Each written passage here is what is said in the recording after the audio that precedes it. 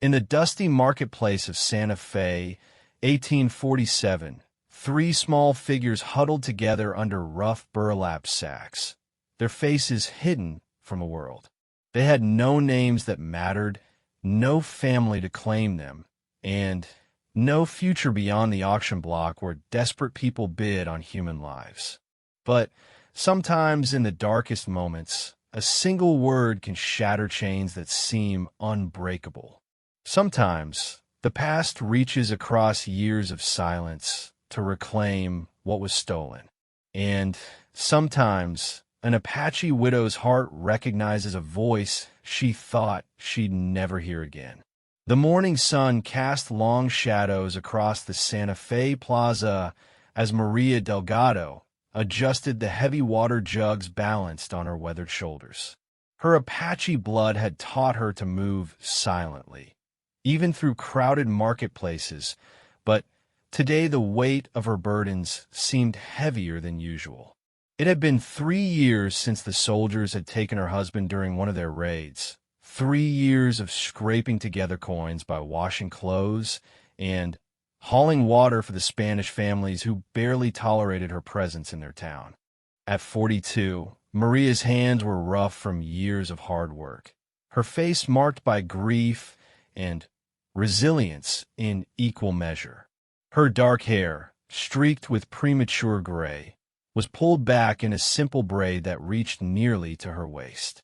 She wore the simple brown dress of a working woman, patched in several places but clean and well-maintained. The other women in town whispered about her, calling her the Apache widow behind her back, but Maria had learned long ago that survival mattered more than their opinions. She was making her way toward the well when the sound of raised voices caught her attention.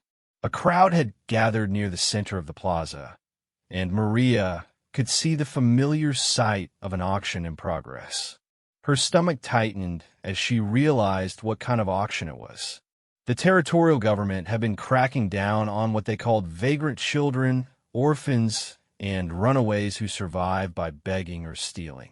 Rather than build proper orphanages, they had decided it was more economical to auction these children to families willing to take them in as indentured servants. Maria tried to turn away, but something compelled her to move closer.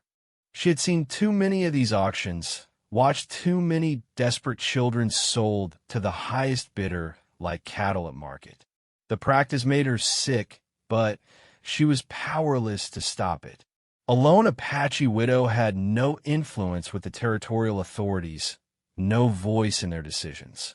The auctioneer, a thick-set man named Rodriguez, was calling for attention as Maria found a spot at the edge of the crowd. "Ladies and gentlemen," he bellowed, his voice carrying across the plaza. "Today we have 3 exceptional opportunities for Christian families to provide guidance and work training to these unfortunate children." 3 small figures stood on a wooden platform in the center of the crowd. Each child was completely covered by a rough burlap sack that hung down to their knees, with holes cut out for their eyes. The sacks were meant to hide their faces and make them appear more anonymous, more like commodities than human beings. Maria could see their small hands trembling as they clutched the edges of their coverings. "These children," Rodriguez continued, "were found living in the ruins of the old mission, surviving by theft and begging. They range in age from approximately 8 to 12 years old. All appear to be in reasonable health and capable of hard work. As per territorial law, they will serve their new families until the age of 18, learning valuable skills and Christian morality." Maria's hands clenched around the handles of her water jugs. She had grown up hearing stories from her grandmother about the old days when Apache children were sometimes taken by raiders and sold in distant markets. She had never imagined she would see such things happening in her own lifetime, sanctioned by the very government that claimed to bring civilization to the territory. The bidding began with the largest of the 3 children, clearly the oldest, A rancher named Peterson immediately offered $5, and the price quickly climbed. Maria watched as other bidders joined in, their faces eager and calculating. They weren't looking at a child who needed care and protection. They were evaluating a potential worker, someone who could tend animals, haul water, and perform the endless tasks that frontier life demanded. The first child was sold to Peterson for $12. Rodriguez grabbed the burlap sack and yanked it off, revealing a thin boy with dark hair and frightened eyes. The boy looked around desperately, as if searching for someone who might rescue him, but the crowd was already turning their attention to the next auction lot. Number 2, Rodriguez announced, positioning himself behind the middle child, approximately 10 years old, appears strong and healthy. The bidding was less enthusiastic this time, starting at $3. Maria found herself studying the child's posture, the way the small shoulders were held straight despite obvious fear. There was something defiant in that stance, something that reminded her of her own childhood. A merchant named Gutierrez won the bidding at $8. When Rodriguez pulled away the burlap sack, it revealed a girl with tangled brown hair and fierce brown eyes that swept the crowd with barely contained anger. She was clearly the fighter of the group, the one who had probably been protecting the others during their time on the streets. That left the smallest child, who couldn't have been more than 8 years old. The little figure seemed to shrink even smaller under the burlap covering as Rodriguez began his pitch. "Our final offering today," he said, his voice taking on a more cajoling tone, "perfect for household duties and light farm work. Starting bid is $2. The bidding was sluggish. Several potential buyers examined the child from a distance, but the small size seemed to discourage them. A blacksmith offered $2, then $2.50. A farmer's wife bid $3, then shook her head when the price reached $4. Maria found herself stepping forward almost without conscious decision. $5, she heard herself say. The crowd turned to look at her, some with surprise, others with disapproval. Maria Delgado was known in Santa Fe, but not as someone with money to spend on auction lots. Rodriguez raised an eyebrow, but nodded. $5 from the widow Delgado. Do I hear 6? Silence stretched across the plaza. Maria held her breath, suddenly terrified that someone would outbid her. She had exactly $7.30 to her name, saved copper by copper over months of backbreaking work. She had planned to use the money to buy supplies for the winter, but something about the small figure on the platform had called to her. $5 once, Rodriguez called. $5 twice. He scanned the crowd one more time. Sold to Senora Delgado for $5. Maria stepped forward, her legs shaking slightly as she dug the coins from her pocket. The money felt heavy in her palm as she handed it to Rodriguez, who quickly counted it and nodded his approval. "Congratulations, Senora," he said with a merchant smile. "I'm sure you'll find the child very useful." Rodriguez moved behind the smallest figure and grasped the burlap sack. "Let's see what you've purchased," he said, and pulled the covering away. Maria felt the world stop. The child revealed beneath the sack was a girl with long, straight black hair and dark eyes that were unmistakably Apache. Her skin had the warm bronze tone that marked her heritage, and her features carried the strong lines of Maria's own people. But it was more than physical resemblance that made Maria's heart stop beating. It was recognition, deep and impossible and absolutely certain. The child looked up at her with those familiar dark eyes, and Maria saw her own mother's face looking back at her. She saw her sister Elena's stubborn chin, her grandmother's proud cheekbones. This child belonged to her family, carried their blood, their history, their genetic legacy written in every line of her small face. "Nina," Maria whispered, using the Spanish word for little girl because she was afraid to hope, afraid to believe what her heart was telling her. The child's eyes widened with something that might have been recognition, or might have been simple fear. She had been living rough for who knew how long, had probably learned not to trust adults who claimed to want to help her. Her small hands clutched at the air where the burlap sack had been, as if she wanted to hide again. Maria knelt down slowly, bringing herself to the child's eye level. The crowd was beginning to disperse around them, their entertainment over, but Maria was aware of nothing except the small face in front of her. "Como te llamas?" she asked softly. "What is your name?" The child's mouth opened, then closed. She glanced around nervously, as if checking to make sure no one else was listening. Then, in a voice so soft Maria had a strain to hear it, she whispered, "No tengo nombre." "I have no name." It was a heartbreaking answer, but not the one that mattered. Maria tried again, this time in the Apache language of her childhood, words she hadn't spoken in years. "What did your mother call you?" Something flickered in the child's eyes, a spark of surprise that told Maria her guess had been correct.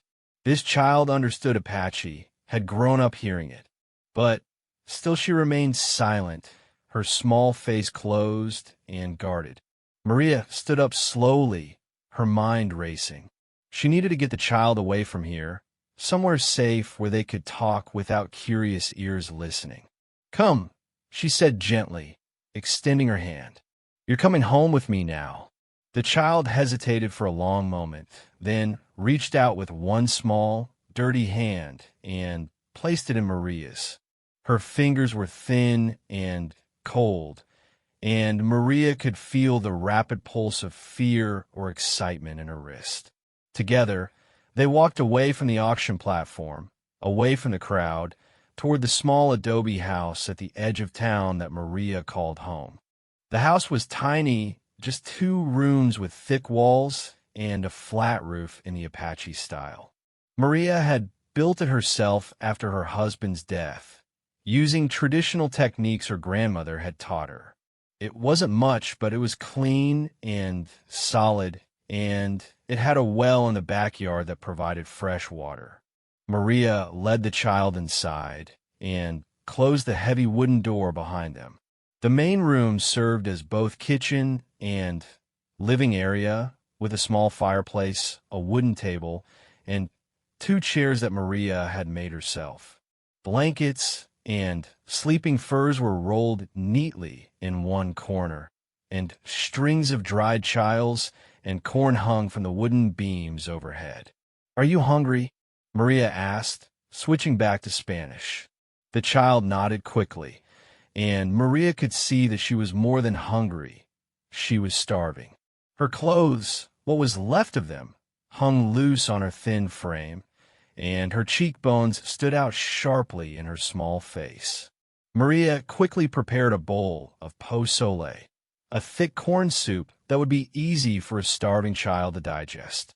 She heated it over the fire while the girl sat at the table, her dark eyes taking in every detail of the room. Maria noticed that she positioned herself so she could see both the door and the single window, the instincts of someone who had learned to always watch for danger. When the soup was ready, Maria set the bowl in front of the child along with a piece of fresh bread. "Eat slowly," she cautioned. "Your stomach needs time to remember how to handle food." The child ate with desperate control, clearly wanting to devour everything at once, but forcing herself to take small bites. Maria watched her, studying the familiar features, the graceful way she held her hands, the proud set of her shoulders, even in exhaustion. Everything about her whispered of family, of blood connections that went deeper than law or circumstance. After the child had eaten, Maria brought a basin of warm water and clean cloths. "Let's get you cleaned up," she said gently. The girl allowed herself to be washed, revealing skin that was naturally bronze rather than merely dirty, and hair that shone blue-black when it was clean.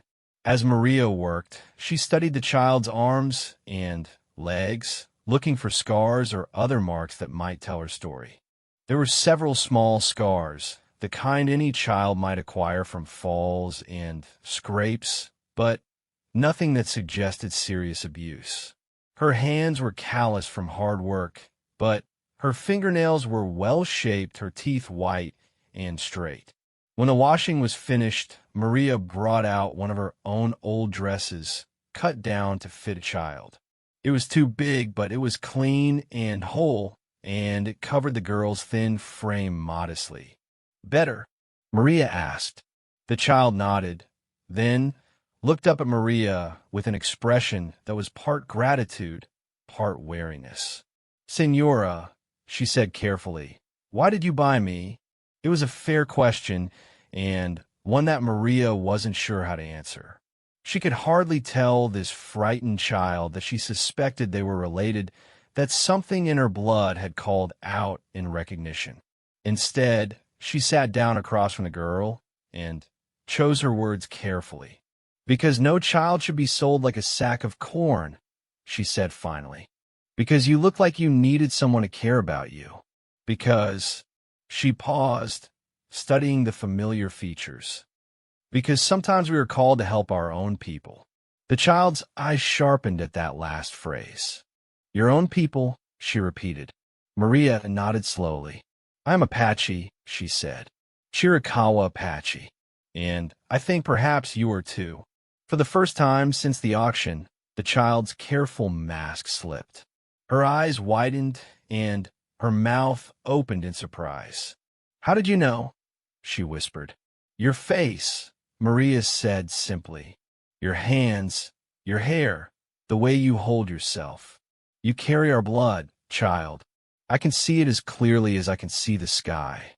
The girl was quiet for a long moment, processing this information. Then she asked, "Are you going to send me back to them?" "Back to whom?" "The Apache. The band." The child's voice dropped to barely above a whisper. "I ran away from them. That's why I was living in the mission ruins. That's why I can't go back." Maria felt her heart clench. "Why did you run away?" The child looked down at her hands, twisting the oversized dress around her fingers. "They were going to trade me," she said finally, "to another band for horses. The chief said I was old enough, that I needed to learn to be a proper Apache wife. But the man they wanted to trade me to," she shuddered. "He already had 3 wives, and he hurt them. I heard the women talking about it when they thought I wasn't listening." Maria felt a familiar rage building in her chest. She had heard similar stories, knew that sometimes the old ways could be as cruel as the new ones. A child of 8 or 9 being bartered like property, sent to a man who would abuse her.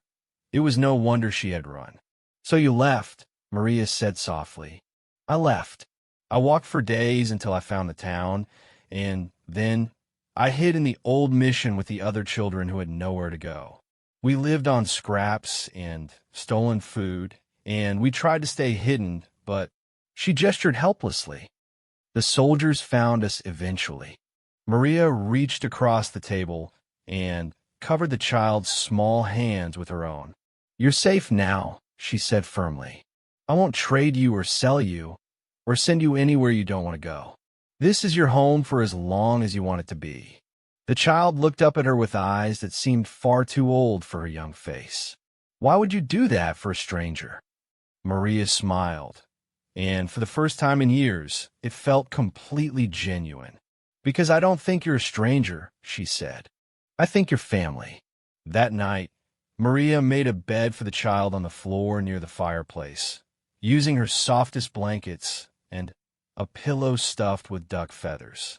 As the girl settled down to sleep, Maria sat in her chair by the fire, working on mending clothes by the flickering light and thinking about the strange turns life could take. She had woken up this morning as a lonely widow, struggling to survive in a town that barely tolerated her presence. She was going to bed as something she had never expected to be again, someone responsible for another person's welfare. The weight of it should have been frightening, but instead it felt like coming home to a part of herself she had forgotten existed. Senora Maria? The child's voice came softly from the bedroll. Yes. What will happen to me now? Maria set down her mending and looked at the small figure curled up in the firelight. Now you'll live here with me. You'll help me with my work, and I'll teach you things you need to know. You'll be safe and fed and cared for. And someday, when you're old enough to choose for yourself, you can decide what kind of life you want to live.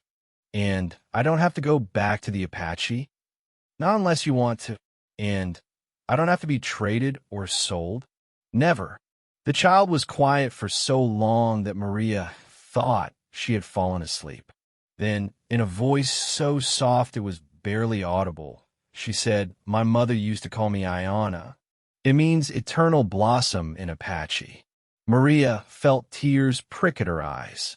The child had given her a name, had trusted her with something precious and personal. Iana, she repeated, testing the sound of it. It's a beautiful name. She died when I was 6, Iana continued. Sickness. After that, the chief's wife took care of me, but she had her own children to worry about. I think that's why they wanted to trade me away. One less mouth to feed. I'm sorry, Maria said gently. Losing your mother is a terrible thing. Do you have children, Senor Maria? Maria's throat tightened. I had a son, she said quietly. He would be about your age now. He died of fever when he was 3 years old. They sat in comfortable silence for a while. Two people who had both lost too much, both found each other when they needed it most. Finally, Ayana's breathing deepened and even out, and Maria knew she was asleep. But Maria stayed awake long into the night, staring into the dying fire and thinking about the mysterious ways that life could surprise you. She had spent 3 years believing that her future held nothing but hard work and loneliness. Now, suddenly, she had a purpose again, someone who needed her, someone to care for and protect. More than that, she had the growing certainty that this child was no coincidence. The Apache features, the familiar bone structure, the way Ayana moved and held herself, everything pointed to a blood connection that went beyond chance. Maria's sister Elena had disappeared during a raid 15 years ago, taken by soldiers who claimed they were relocating hostile Apache to reservations. Elena had been pregnant at the time. Could this child be Elena's daughter? Could she be Maria's own niece, returned to her by fate or providence or simple luck? The timing was right, the appearance was right, and there was something in Ayana's eyes that reminded Maria powerfully of her lost sister. But even if she was wrong, even if the connection was nothing more than wishful thinking, it didn't matter. This child needed a home, needed someone to love and protect her, and Maria had both love and protection to give. Sometimes she thought as she finally banked the fire and prepared for bed, family was less about blood than about choice, less about the past than about the future you decided to build together. Tomorrow, she would begin the process of teaching Ayana how to live in the Spanish world of Santa Fe while keeping her Apache heritage alive in her heart.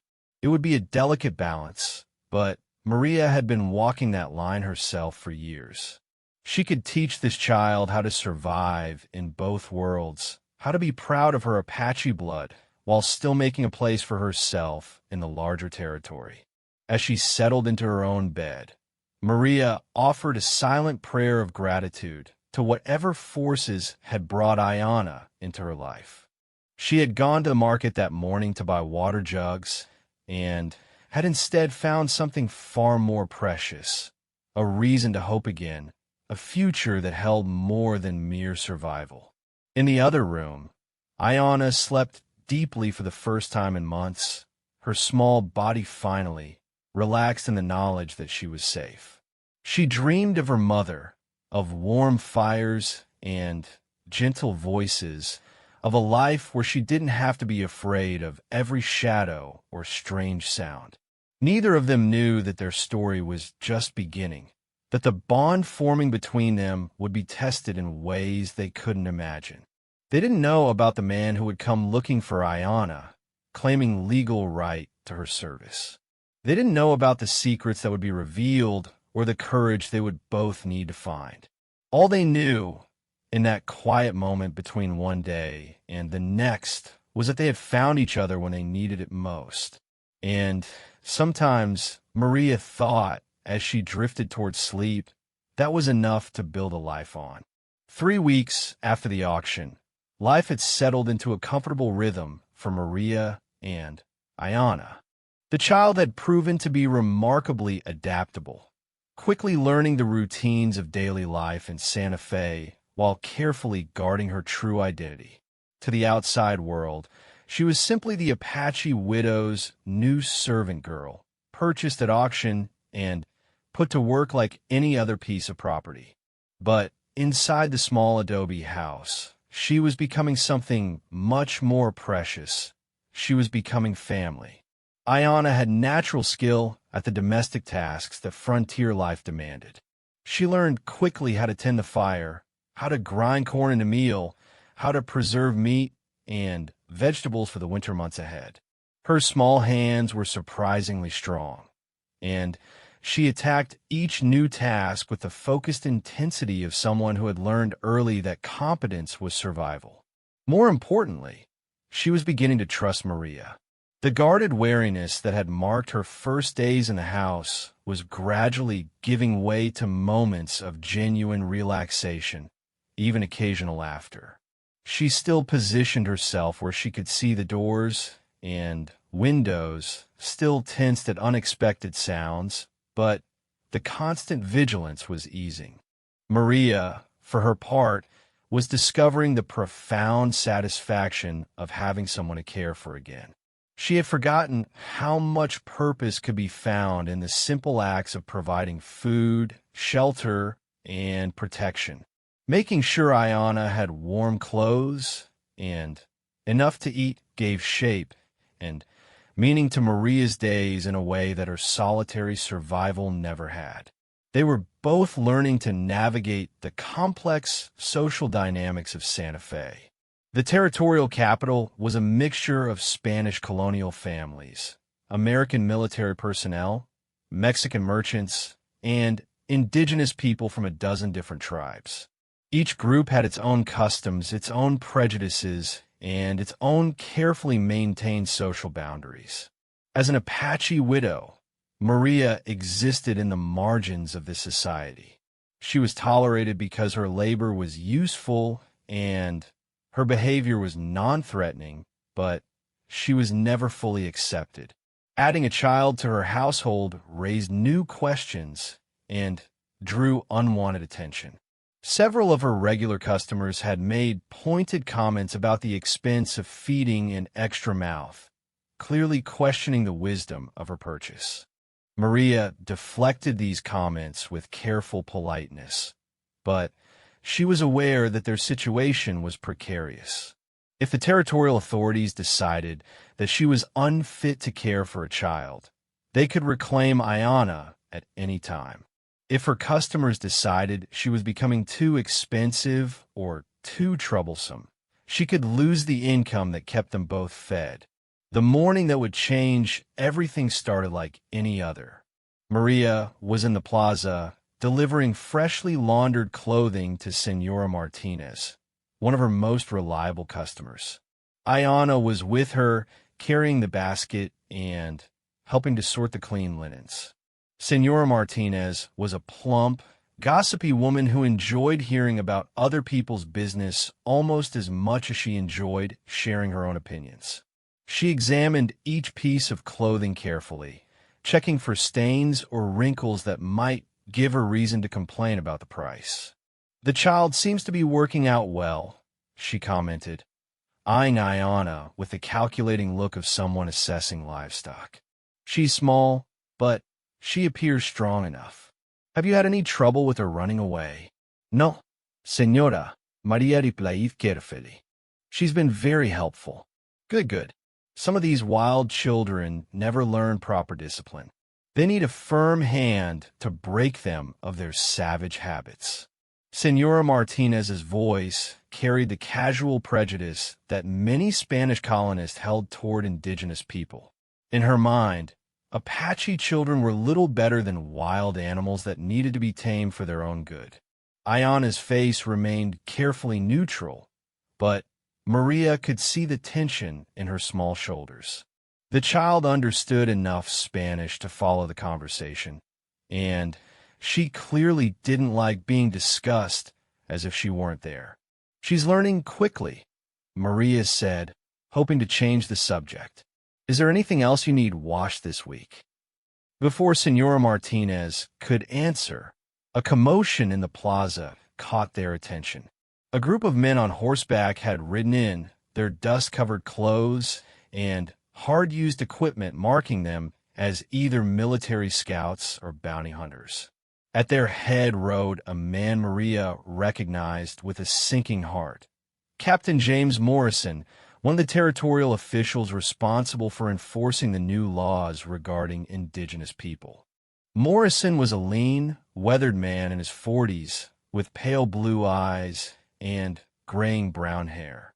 He had the bearing of a career soldier, confident and authoritative, but there was something cold in his expression that had always made Maria uncomfortable. He was known for his efficient handling of what the territorial government called the Apache problem, and his methods were not always gentle. The captain dismounted and began speaking with Rodriguez, the auctioneer who had sold Ayana 3 weeks before.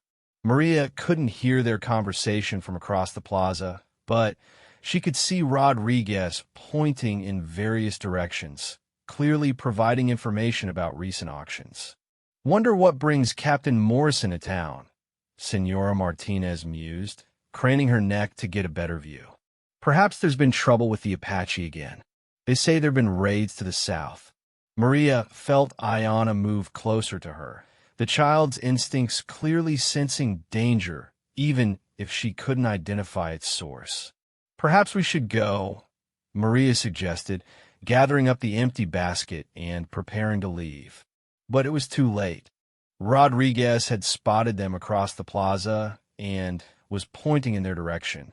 Captain Morrison's pale eyes fixed on Maria and Ayana, and his expression sharpened with interest.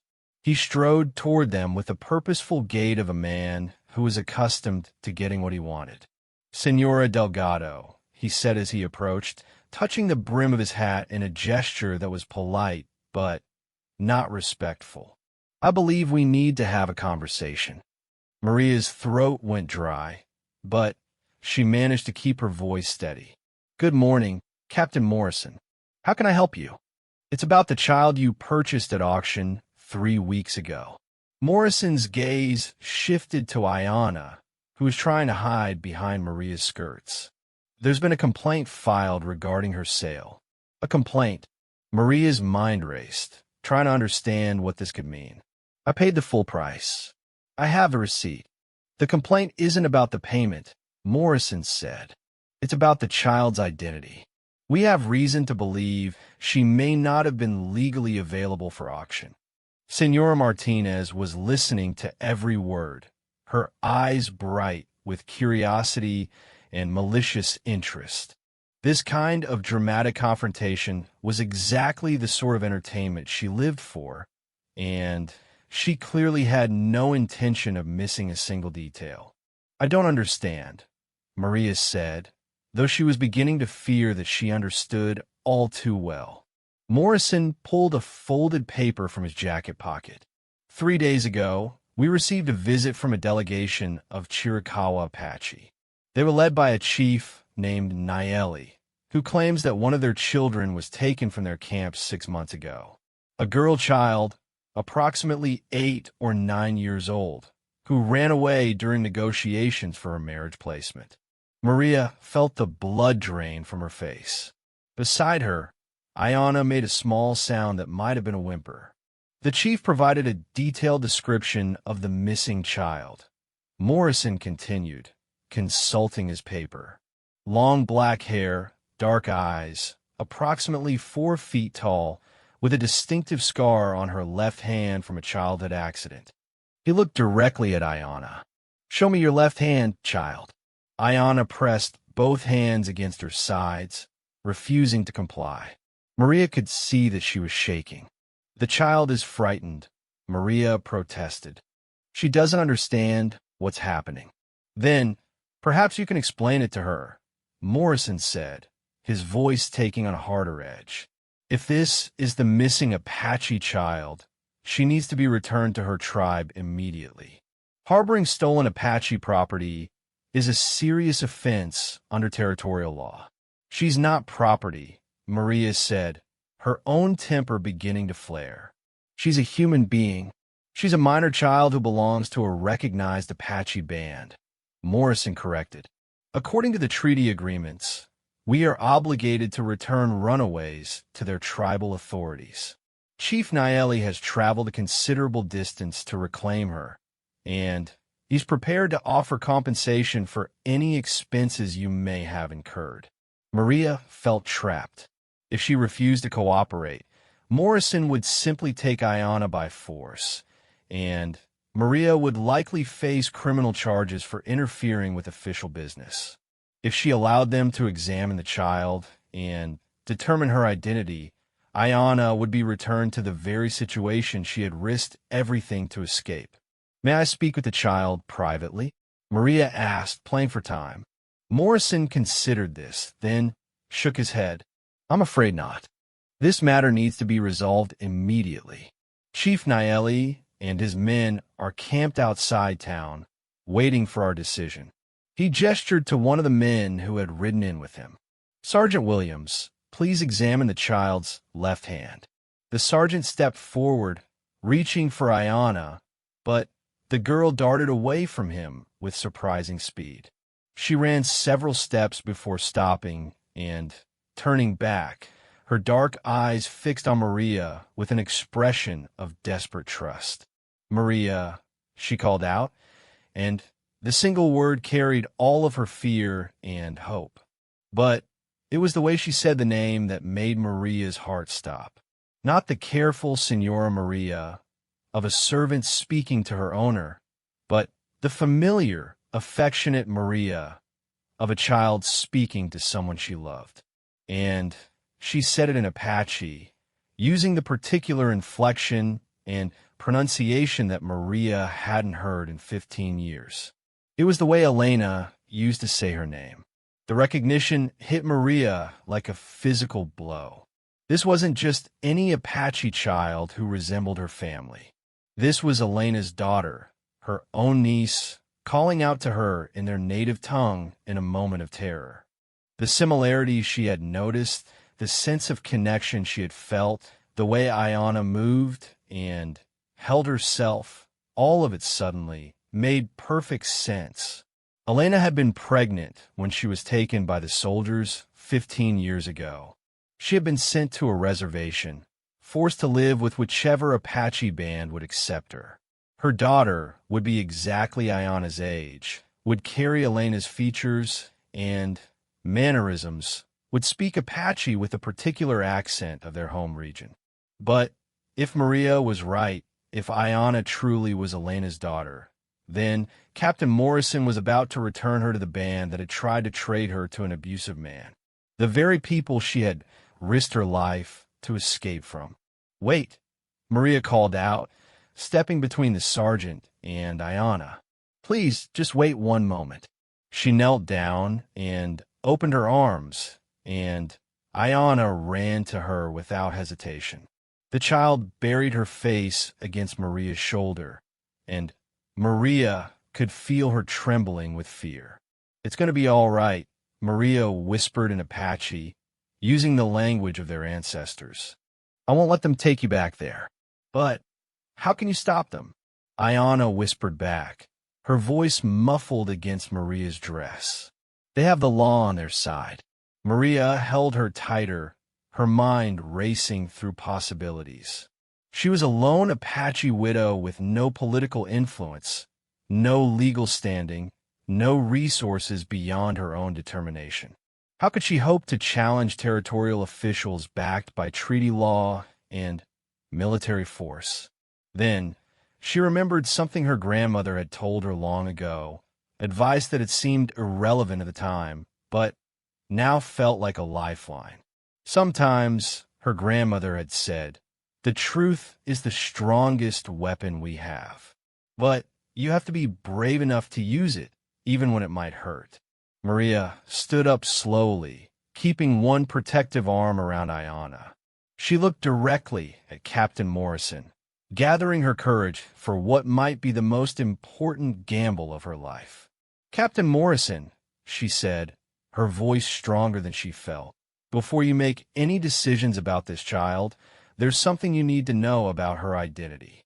"I'm listening," Morrison said, though his expression suggested his patience was wearing thin. "This child is not stolen Apache property," Maria said carefully. "She is my sister's daughter, my own blood niece, and she has as much right to be here as I do." The statement sent a ripple of surprise through the gathered crowd. Senora Martinez gasped audibly, and even Sergeant Williams looked taken aback. Morrison's pale eyes narrowed as he studied Maria's face, clearly trying to determine if she was lying. "That's a convenient claim," he said finally. "Can you prove it? Can Chief Naeli prove his claim?" Maria countered. "You said he provided a description, but descriptions can fit many children. Has he offered any actual evidence that this specific child belongs to his band?" Morrison consulted his paper again, frowning slightly. "He knows her Apache name and can describe her family history." "So can I," Maria said. "Her Apache name is Ayanna, which means eternal blossom. Her mother was my sister Elena, who was taken by territorial soldiers 15 years ago during a raid on our home camp. Elena was pregnant at the time, and this child would have been born either in custody or at whatever reservation Elena was sent to." She could see that her words had hit their mark. Morrison's frown deepened as he realized the implications of what she was saying. If Maria was telling the truth, then the child's presence in Chief Naeli's band might not be legitimate either.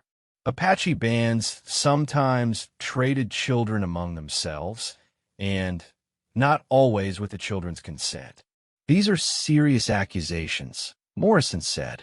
"Are you claiming that Chief Naeli is lying about this child's origins?"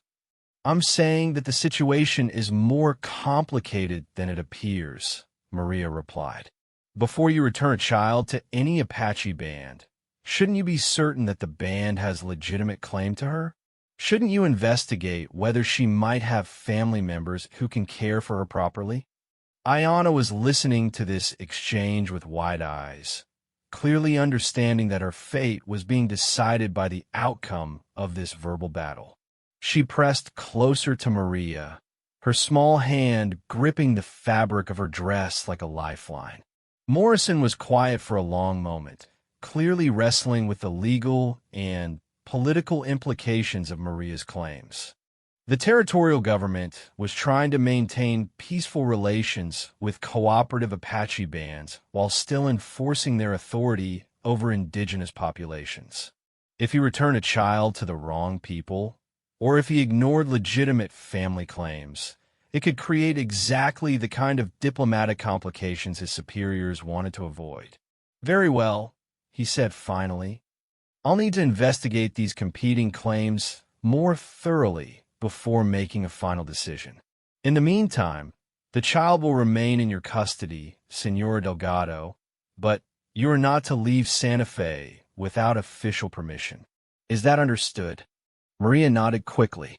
"Perfectly understood, Captain. I'll need to speak with both of you individually over the next few days, and I may bring in other officials to help determine the truth." I trust you'll cooperate fully with this investigation. Of course, Maria said. Morrison folded his paper and tucked it back into his jacket. Chief Naeli will not be pleased by this delay, but I'll explain the situation to him. He and his men will remain camped outside town until this matter is resolved. As the captain and his men mounted their horses and rode away, Maria felt her legs go weak with relief. She had bought them some time, but she knew the reprieve was temporary. Morrison would investigate her claims, and if he couldn't find sufficient evidence to support them, Ayanna would still be returned to Chief Naeli. Come, she said to Ayanna, taking the child's hand. We need to go home and talk. But as they walked away from the plaza, Maria was acutely aware of the stares and whispers that followed them. News of the confrontation would spread quickly through Santa Fe's close-knit community. Some people would sympathize with her desire to protect the child, but others would see her as a troublemaker who was interfering with territorial law. Her position in the town, already precarious, had just become much more fragile. Back at the house, Maria sat Ayanna down at the table and tried to explain what had just happened. The child listened intently, asking occasional questions in the mixture of Spanish and Apache that had become their private language. So the man who wants to trade me away has followed me here? Ayanna asked, her voice small and frightened. It seems that way, Maria admitted. But I told Captain Morrison that you were my sister's daughter. Was that true, Ayanna? Was your mother named Elena? Ayanna nodded slowly. Yes, but she never told me she had a sister. She said all her family was dead. She probably thought that was true, Maria said gently. When the soldiers took her, I was badly wounded and left for dead. She probably never knew I survived. She paused, studying the child's familiar features. Did she ever tell you about her life before you were born? A little. She said she grew up in the mountains, in a place with a spring that never went dry. She said her family lived in the old way, following the seasons and the game. But then the soldiers came and everything changed. Maria felt tears prick her eyes. Elena had described their childhood home perfectly. The hidden canyon with its reliable water source where their band had lived for generations. Only someone who had actually been there would know about the spring and its importance to their survival. Did she tell you anything else? About her family, her childhood, her name before she was married? Ayanna concentrated, clearly trying to remember conversations from years past. She said her Apache name was Desba, which means goes to war. She said her mother, my grandmother, was a medicine woman who could heal with songs and herbs. And, she said, the child paused, looking uncertain. What did she say? She said she had a little sister who was very brave, who could track animals better than most men, and who never gave up when she set her mind to something. She said this sister's name was Maria, but she called her Shima, which means my mother, because she took care of everyone. Now Maria was openly crying. Shima had been Elena's pet name for her, used only between them when they were children. No one else would know that detail, certainly not Chief Naeli or anyone from his band. This child truly was Elena's daughter, truly was her own niece, connected to her by blood and memory and love. Your mother was right, Maria said, pulling Ayanna into a fierce embrace. I am your aunt, your blood family, and I will never let anyone take you away from me. We belong together. They held each other for a long time, both crying now, both overwhelmed by the magnitude of what they had found in each other. Maria had lost her sister 15 years ago and thought she would never see any part of her again. Ayanna had lost her mother 2 years ago and thought she was completely alone in the world. Now they had each other, and that changed everything. But even as they comforted each other, Maria knew that their troubles were far from over. Chief Naeli would not give up his claim easily, and Captain Morrison would need more than family resemblance and childhood stories to make his decision. If she wanted to keep Ayanna safe, Maria would need to find concrete evidence of their relationship and Elena's fate. More importantly, she would need to prove that Chief Naeli's claim to the child was not legitimate, that he had no right to take her back to a life she had risked everything to escape. It would mean digging into painful memories, reaching out to people she hadn't contacted in years, and possibly revealing secrets that she had kept hidden for her own protection. But for Ayanna, for Elena's daughter, for the family she had thought lost forever, Maria was willing to risk everything. Tomorrow, she told Ayanna as they prepared for bed that night, we're going to start fighting back. We're going to find the evidence we need to prove that you belong here with me, not with Chief Naeli. How? Ayanna asked. Maria smiled grimly. By remembering who we are and where we come from, by telling the truth about what happened to our family, and by showing Captain Morrison that sometimes justice and law are not the same thing. Outside, the wind was picking up, carrying the scent of rain and the promise of storms ahead. But inside their small adobe house, an Apache widow and her sister's daughter held each other close and planned their strategy for the battles to come. The next morning brought unexpected visitors. Maria was in the backyard, tending to her small vegetable garden, when she heard voices at the front door. She wiped her hands on her apron and went to investigate, finding Ayanna pressed against the window, watching nervously. 3 Apache men stood outside the house, their travel-worn clothes and hard faces marking them as members of Chief Naeli's delegation. The leader, a man of about 50 with graying hair and intelligent dark eyes, stepped forward as Maria opened the door. You are Maria Delgado, he said in Apache, his voice carrying the authority of leadership. I am, Maria replied in the same language, keeping her tone neutral and respectful. I am Chief Naeli of the Chiricahua Band. We need to speak about the child you claim as family. Maria glanced back at Ayanna, who was listening from the main room. The child's face was pale with fear, but she stood straight and proud, showing the courage that was her Apache birthright. We can speak, Maria said, but the child stays with me. Chief Naeli nodded slowly. That is acceptable. May we come inside? It was a tense moment. Maria knew that refusing to show hospitality to Apache visitors would be seen as a grave insult.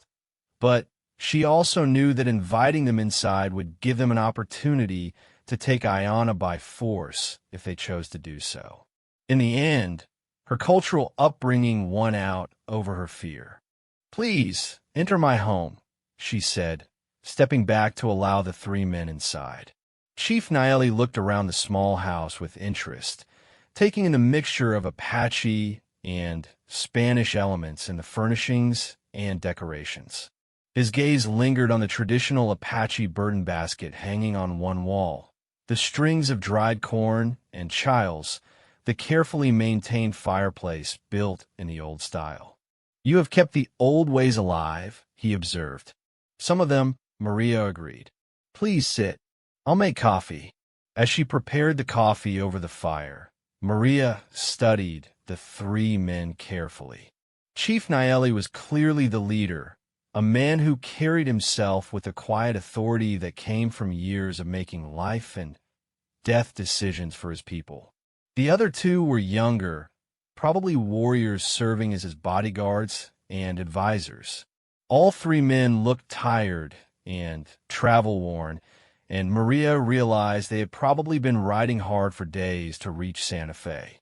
Chief Naeli's claim to Ayanna was clearly important enough to justify considerable effort and expense. The child you call Ayanna, Chief Naeli said when the coffee was ready, has been known to my people as Eatcell since she was born. Her mother, Desba, came to us 15 years ago, heavy with child and near her time. She had been held by the soldiers, but managed to escape during transport to the reservation. Maria felt her heart sink. If Elena had escaped from military custody and made it to Chief Naeli's band, then his claim to Ayana might be legally stronger than she had hoped. Desba was welcomed into our band. The chief continued. She married one of my warriors, a good man named Nailnish, who treated her with respect and raised Eatsel as his own daughter. When Desba died of the fever 2 years ago, Eatsel became my responsibility. And you decided to trade her for horses, Maria said quietly. Chief Naeli's face hardened. I decided to arrange a marriage that would strengthen alliances between bands and give her a proper place in Apache society. The match was carefully chosen, the man of good family and proven courage. The man already had 3 wives. Ayana spoke up from her place by the window, her voice trembling but determined. I heard the women talking about how he beat them when he was drunk. They said he liked young girls because they were easier to frighten. The chief's expression didn't change. Women's gossip, he said dismissively. Koshtar is a respected warrior. Any stories about his treatment of his wives are exaggerations. Exaggerations serious enough to make a 9-year-old child run away into the wilderness? Maria challenged. Serious enough for her to choose begging and starvation over marriage to this man. The child is young and foolish, one of the younger warriors interjected. She doesn't understand what is best for her people. Her people, Maria said, standing up slowly, are right here in this room. I am Desba's sister. This child is my blood niece. If anyone has the right to determine her future, it is I. Chief Naeli studied Maria's face intently. You claim to be Desba's sister, but Desba told us all her family was dead. She spoke often of a sister named Shima who was killed in the same raid that took her. I was badly wounded in that raid, Maria admitted. Left for dead. Desba probably saw me fall and believed I was dying. By the time I recovered, she was gone, and I had no way to find her. Convenient, the second warrior muttered. Is it? Maria challenged. Then explain how I know that Elena's Apache name was Desba, that she called me Shima, that our mother was a medicine woman named Ayana, that we live in the hidden canyon with the spring that never fails. She looked directly at Chief Naeli.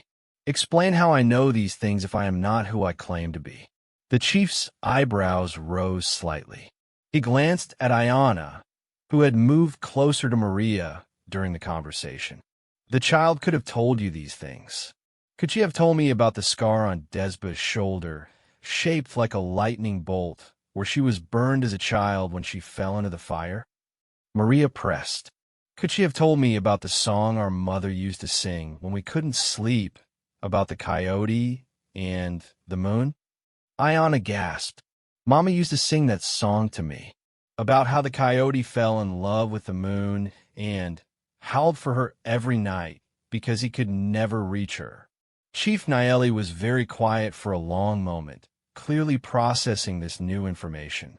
Finally, he spoke directly to Ayana in Apache. Child, do you remember your mother ever speaking of this woman? Ayana looked at Maria, then back at the chief. She told me about her sister Shima, who was brave and strong and took care of everyone. She said Shima died when the soldiers came, and that was why we had no family left except each other. And now you believe this woman is that sister? I know she is, Ayana said with quiet certainty. She knows things only family would know. She moves like Mama did, talks like Mama did. When she holds me, it feels like being with Mama again. The chief looked troubled. Clearly, he hadn't expected to encounter evidence that might support Maria's claim. His case had seemed straightforward when he set out from his camp. retrieve a runaway child who belonged to his band. Now he was faced with competing claims of kinship and conflicting versions of the child's history. Even if you are Desba's sister, he said finally, the child has lived with my people for 9 years. She is Apache, raised in Apache ways. She belongs with her own kind, not in this. He gestured around the small house, this mixed world where she will never be fully accepted by either people. She belongs where she is safe, Maria said firmly, where she is loved and protected, where no one will force her into marriage with a man she fears. You would raise her in the white man's world, teach her to be ashamed of her Apache blood. I would raise her to be proud of her heritage while also giving her the skills to survive in the world as it exists now, Maria corrected. I would let her choose her own path when she's old enough to make that choice. Chief Niley stood up, his coffee cup still half full. The other 2 warriors rose as well, clearly ready to follow their leader's decision. This matter is more complicated than I expected, he admitted. I came here believing I was retrieving a runaway child who belonged to my band. Instead, I find competing claims of kinship and questions about the child's true origins. He looked at Ayana one more time. Child, if you are truly Desba's daughter, then you carry the blood of a woman I respected greatly. Your mother was brave and wise, and she loved you more than life itself. Whatever decision is made, it should honor her memory and serve your best interests. With that, he headed toward the door, his men following. But at the threshold, he turned back. I will speak with the territorial captain about these new claims.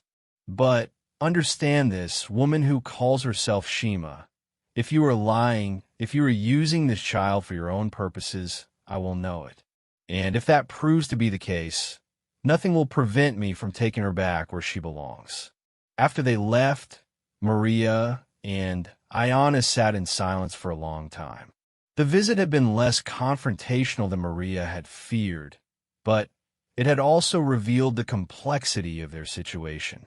Chief Nayeli was not the simple villain she had hoped he might be. He was a leader trying to do what he believed was best for his people, operating according to traditional Apache values and customs. More troubling, he clearly had legitimate claim to have cared for Elena and Ayana after Elena's escape from military custody. His band had provided them with food, shelter, and protection for years. From his perspective, he was simply trying to reclaim a child who belonged to his extended family. What happens now? Ayana asked. Now we wait, Maria said, and we pray that Captain Morrison can see the difference between legal technicalities and moral truth. But even as she spoke, Maria was making plans. If the official investigation went against them, if Morrison decided to return Ayana to Chief Nayeli, then they would have to consider other options. She had survived in the wilderness before. She could do it again, and this time she wouldn't be alone. Sometimes, she reflected, the law and justice were 2 very different things. And when they conflicted, a person had to choose which one to follow. For Elena's daughter, for the family she had thought lost forever, Maria was prepared to choose justice over law, no matter what the cost might be. The investigation that would determine Ayana's fate began 3 days after Chief Nayeli's visit. Captain Morrison arrived at Maria's house early in the morning, accompanied by a territorial judge named William Patterson and a military interpreter who spoke fluent Apache. The gravity of their mission was evident in their formal bearing and careful preparation. Judge Patterson was a thin, scholarly man in his 50s, with wire-rimmed spectacles and the pale complexion of someone who spent most of his time indoors reviewing legal documents.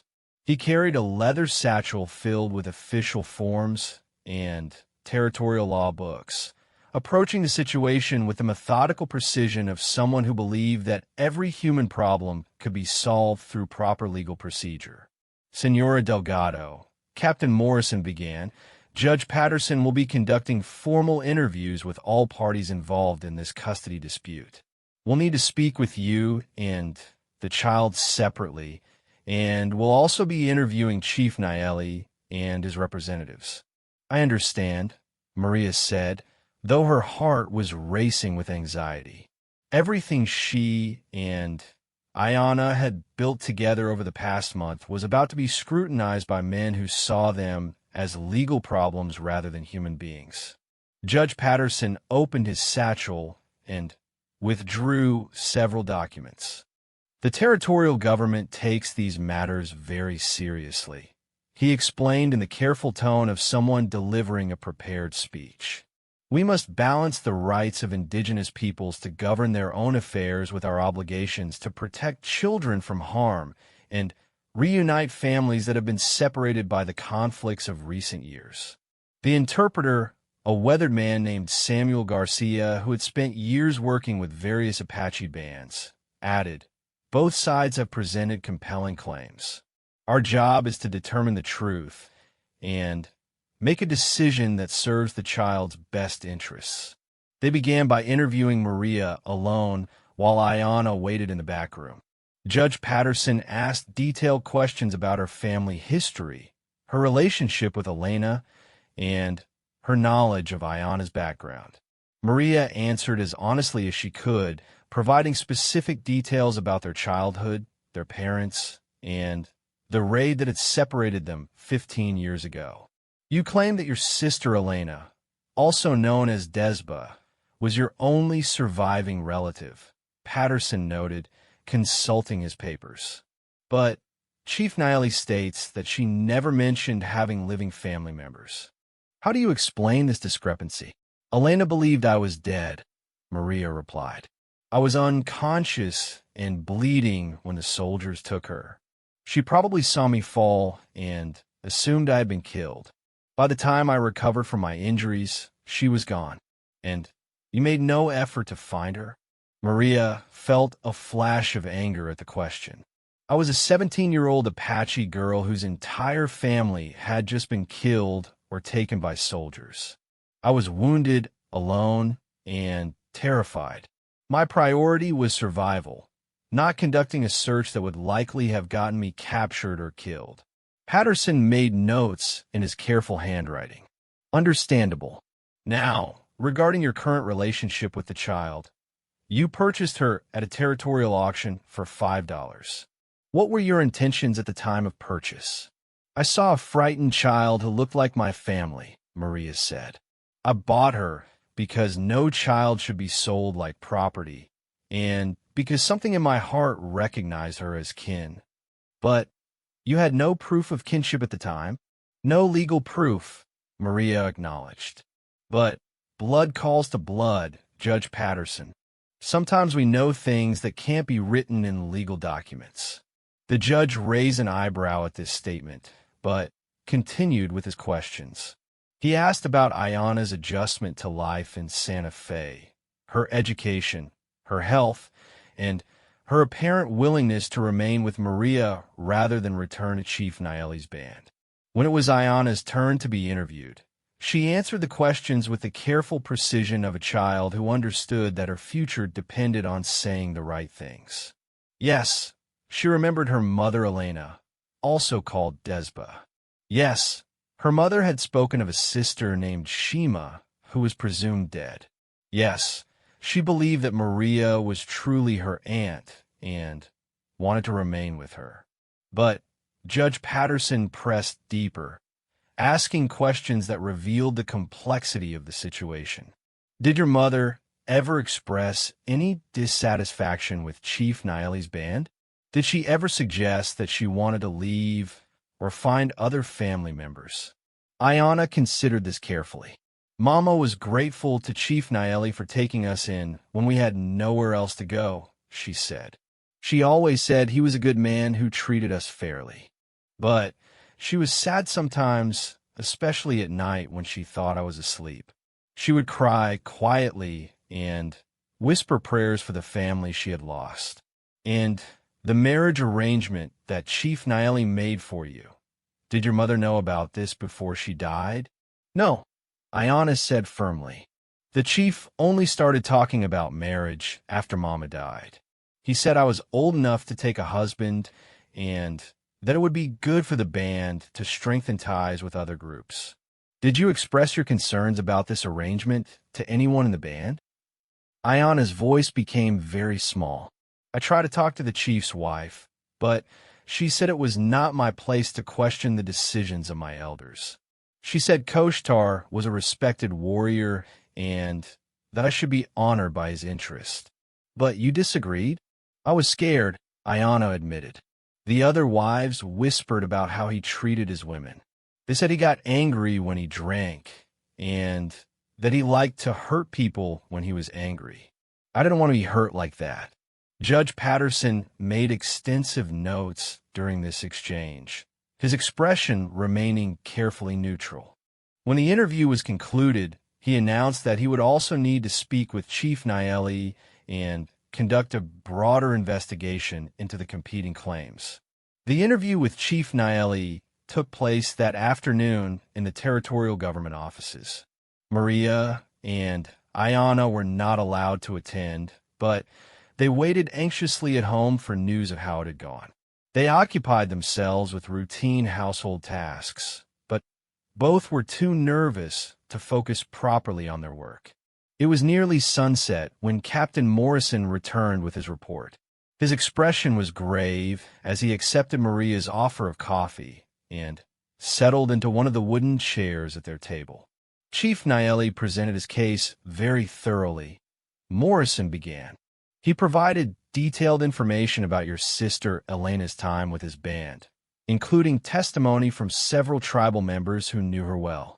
There's no question that she lived with them for 15 years and that Ayana was raised as a member of their community. Maria felt her heart sink, but she forced herself to remain calm. What else did he say? He acknowledged that Elena never mentioned having living relatives, but he suggested that this might have been because she was trying to fully integrate into her new life. He presented the marriage arrangement as a normal part of Apache custom, designed to provide Ayana with security and social standing within the broader tribal community. And the concerns about this man, Koshtar, Morrison's expression darkened. That's where things become more complicated. Judge Patterson pressed Chief Naeli on this point, and his answers were less convincing. When asked directly about Koshtar's treatment of his wives, the chief admitted that there had been some complaints, but he characterized them as minor domestic disputes. Minor domestic disputes, Maria repeated, her voice flat with disgust. However, Morrison continued. When Patterson threatened to interview Koshtar directly about these allegations, Chief Naeli became noticeably uncomfortable. He suggested that such an interview might not be necessary, that perhaps alternative marriage arrangements could be considered. This was encouraging news, but Maria knew better than to assume it resolved their situation. What happens next?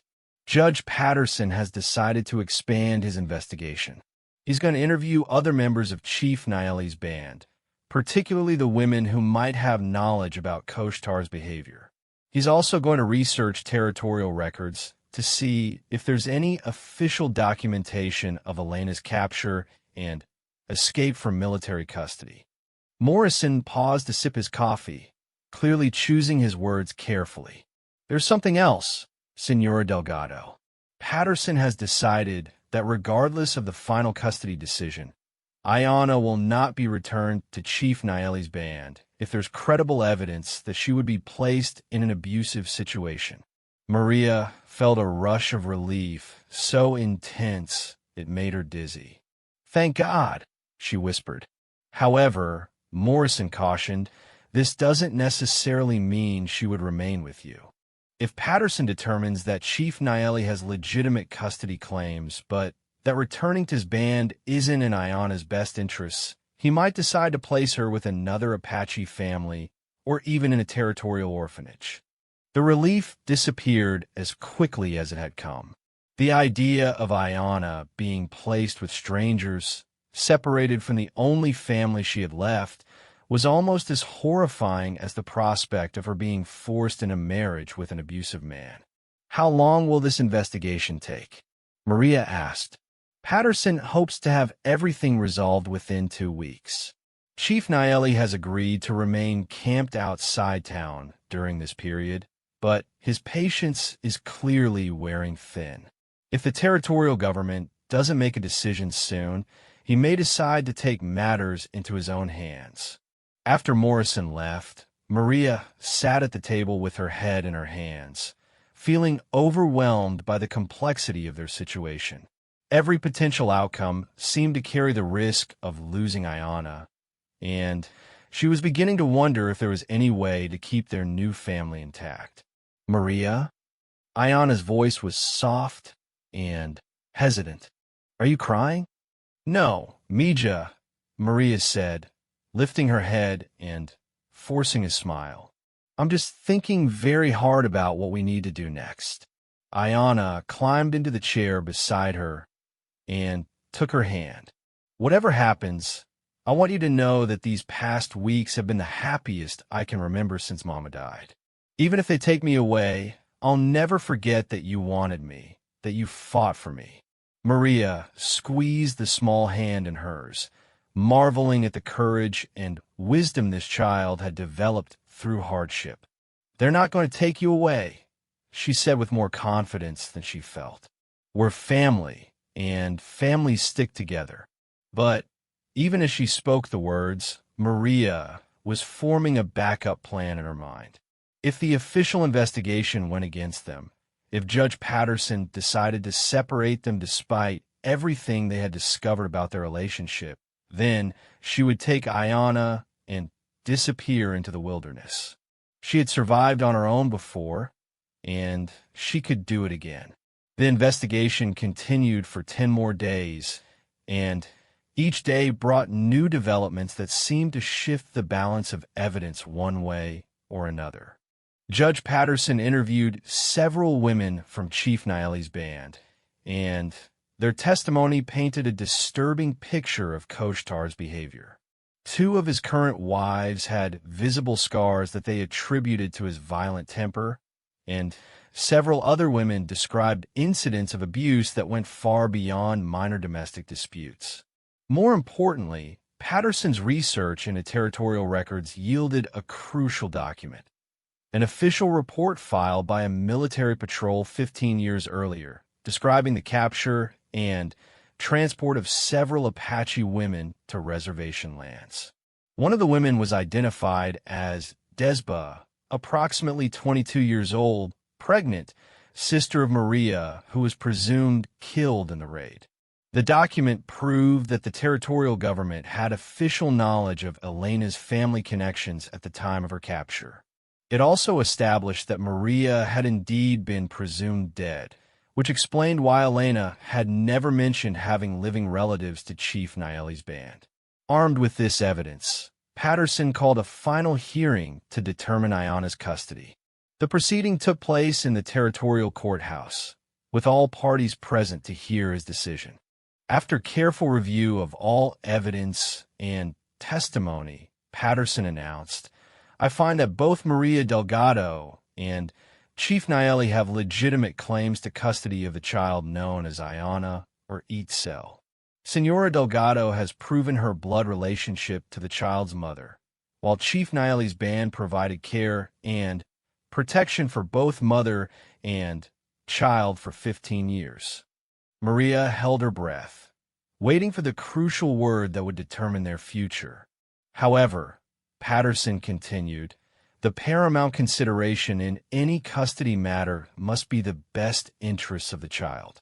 The evidence clearly shows that returning Ayanna to Chief Naeli's band would likely result in her forced marriage to a man with a documented history of domestic violence. Such an outcome would be contrary to both territorial law and basic human decency.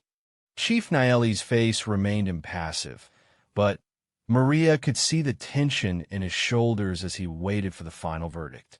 Furthermore, Patterson said, the child has clearly expressed her preference to remain with her aunt, and she appears to be thriving in Senora Delgado's care. The blood relationship between them has been satisfactorily established, and there is no evidence that Senora Delgado is unfit to provide proper care and guidance. Maria felt tears beginning to flow down her cheeks as she realized what Patterson was about to say.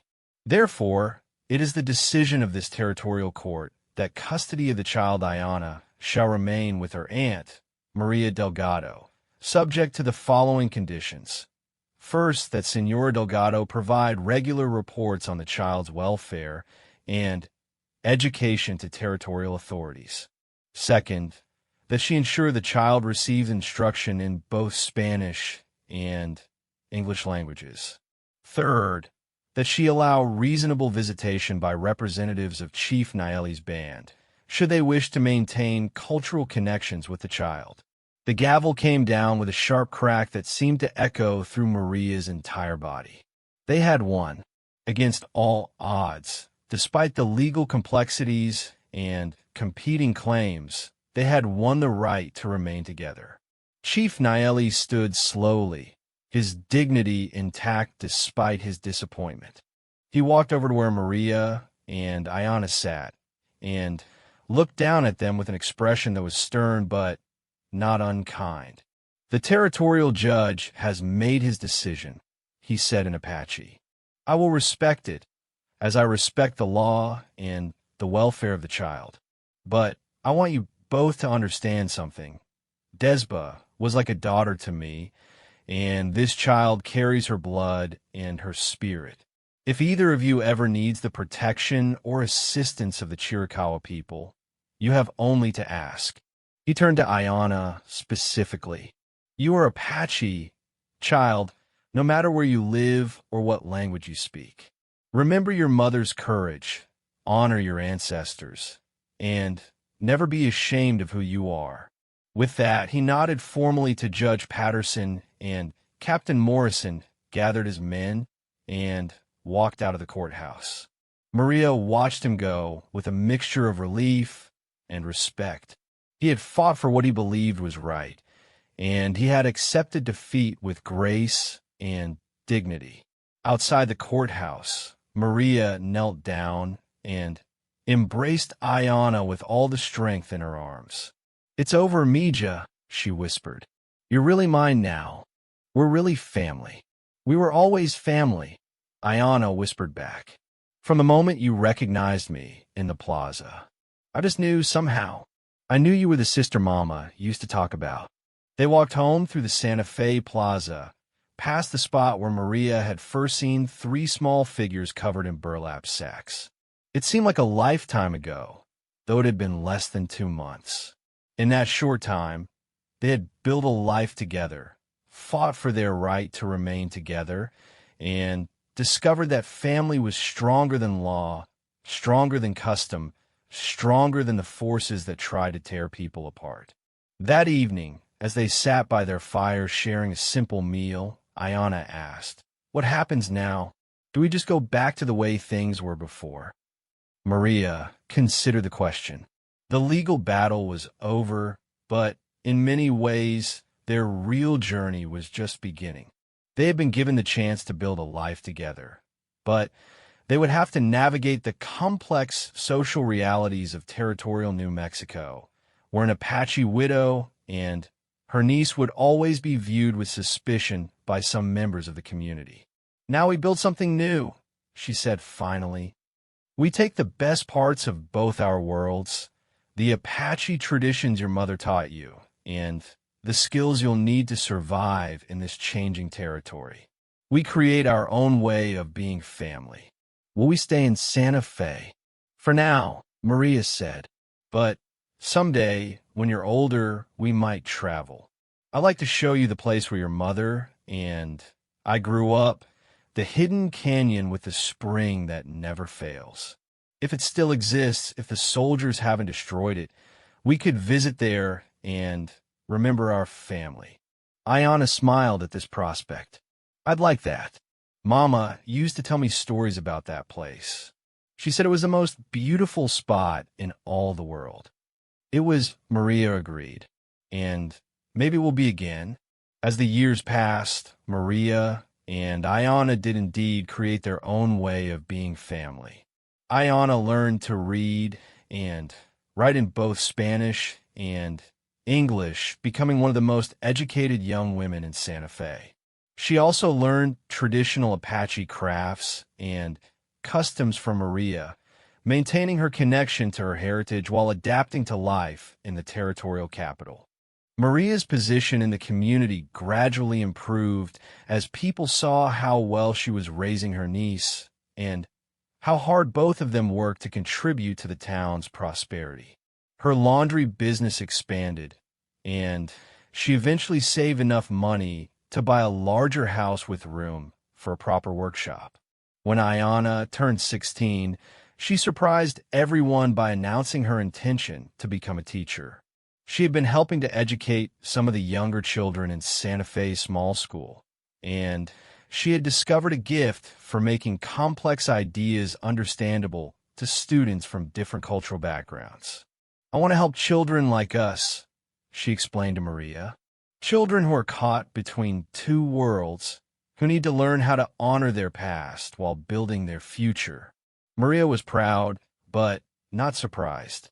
Ayana had inherited Elena's intelligence and compassion, combined with a strength and determination that would serve her well in whatever path she chose. The territorial government established a teacher training program in Santa Fe, and Ayana became one of its first graduates. She specialized in working with indigenous children who were struggling to adapt to American-style education while maintaining their cultural identity.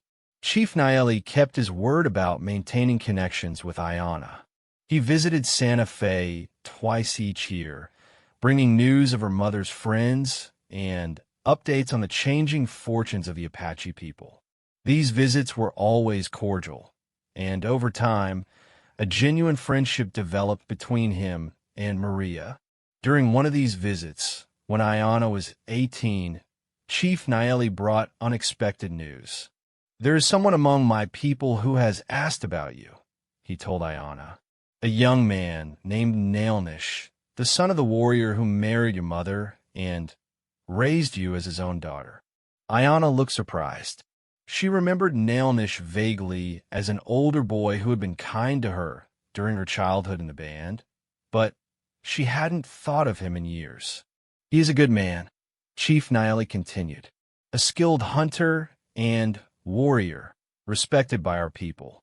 He has asked if he might visit Santa Fe to speak with you, to see what kind of woman you have become."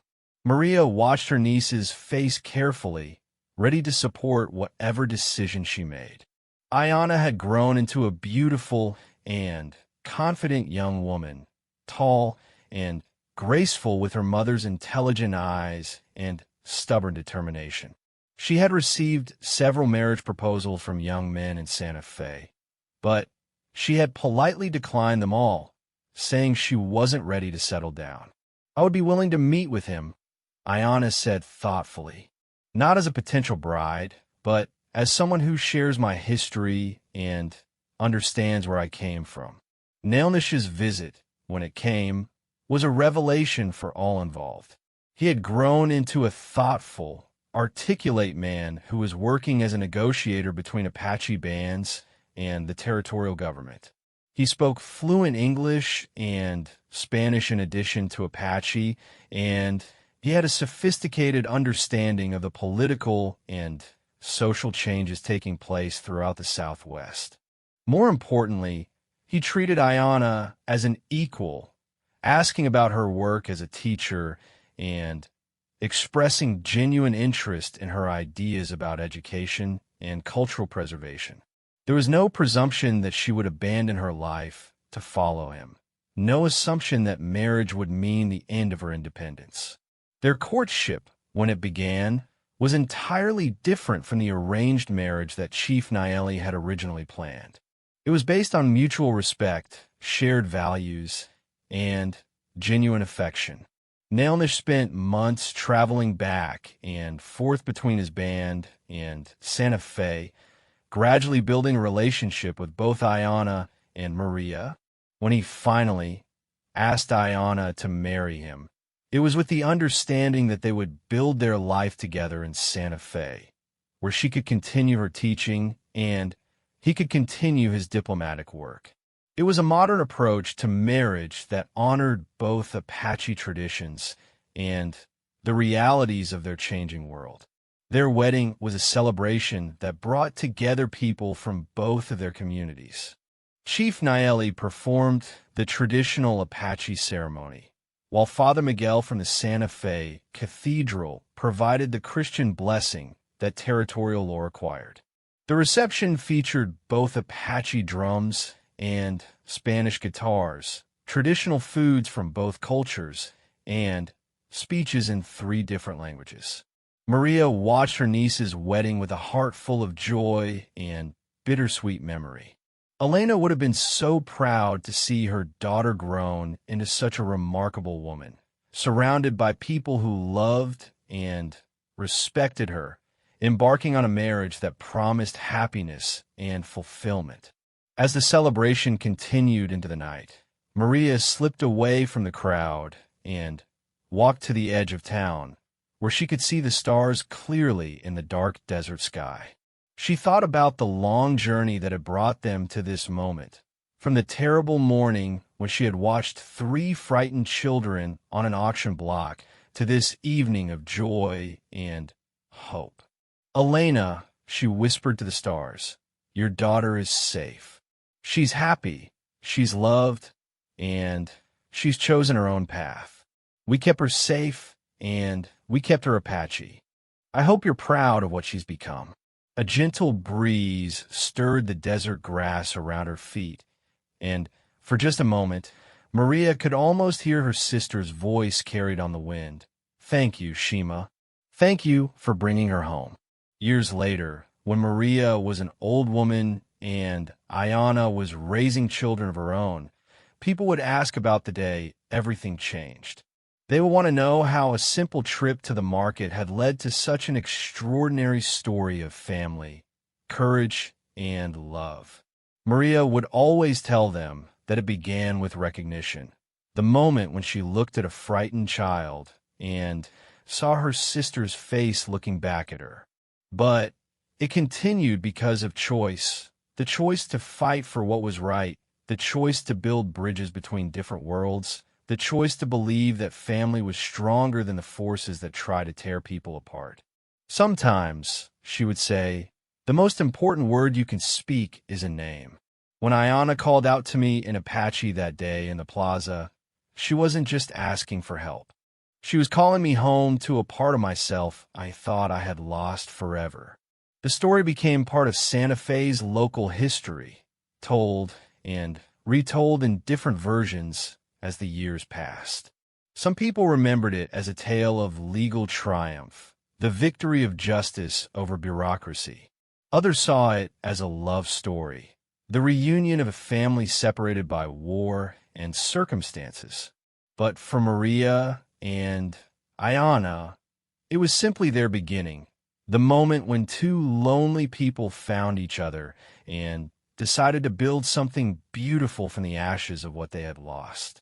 It was proof that sometimes in the darkest moments, all you need is the courage to call out a name and trust that love will answer. The plaza where it all began still exists today, though the old auction platform is long gone. Visitors can stand in the spot where Maria first heard her name spoken in Apache by a frightened child, where the past reached across 15 years of separation to reclaim what had been lost. And sometimes on quiet mornings when the light falls just right across the ancient adobe buildings, you can almost hear the echo of that moment. The sound of a single word that changed 2 lives forever. The sound of family calling to family across the distance of grief and loss and time. It is the sound of love refusing to let go, the sound of courage standing up to injustice, the sound of two hearts recognizing each other despite all the forces that tried to keep them apart. It is the sound of home,